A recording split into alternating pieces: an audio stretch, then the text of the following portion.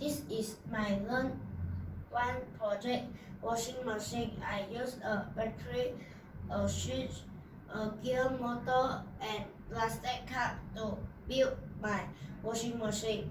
This washing machine has wash ring function, but it is not fully automatic. I want to improve it. After I learned programming in level 2, I add some blue color into the water to make it more visible. Now I will show you the demo. First, put the cloth into the washing machine. Put some water. Close the cover. Open the sheet. You can close the sheet. Take out the water.